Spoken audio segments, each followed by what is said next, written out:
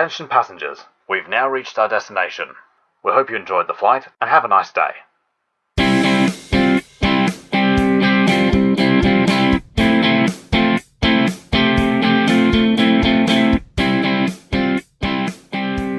GAA Global and welcome to the Loaf of Bread GAA podcast, slicing into the GAA of the past, present and future.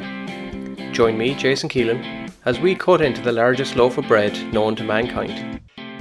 35,000 people crowd New York's Polo Grounds, bands playing and thousands of enthusiastic Irish Americans and Americans to greet the Cavan and Kerry teams as they walk onto the field.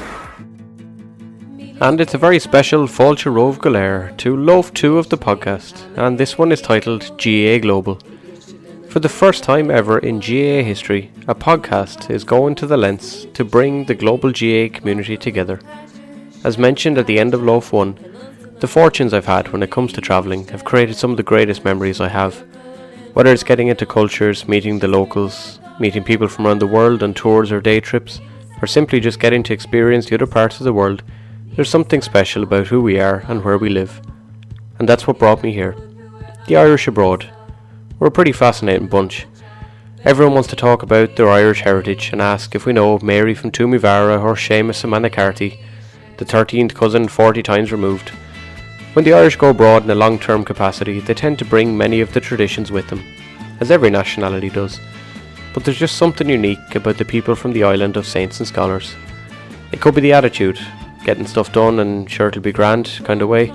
It could be the craic, it could be a lot of things. But wherever we go, we always bring our traditions, and one of them certainly is the GAA.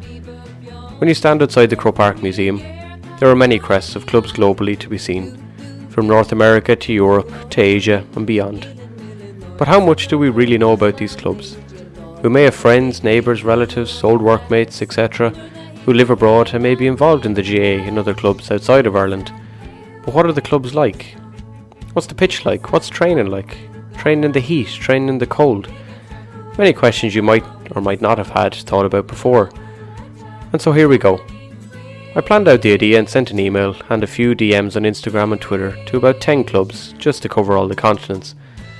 As of this recording, thanks to the word of mouth and the word of social media, there are close to 50 clubs globally involved and potentially rising. If you've been following the Instagram and Twitter recently, you might have noticed the things gaining interest in many ways. For Loaf 2 there will be 2 slices each week as opposed to the usual one, and each club has their own slot. Every Monday and Thursday mornings from 9 a.m, you will get to hear the stories, the celebrations, the rivalries, the Irish and the locals, the nights out, the wins, the losses, and so much more from the various clubs. Whether it's Geelong in Australia, Suzhou in China, Oman to South Carolina, Saigon to Patagonia, Moscow to Dallas, Japan to Bermuda, you will get to meet these clubs in a way that has never been done before. The times in which we're in are still not quite normal just yet, so this is a great way to connect. And already, some of the after chats on Instagram posts have created unexpected friendships.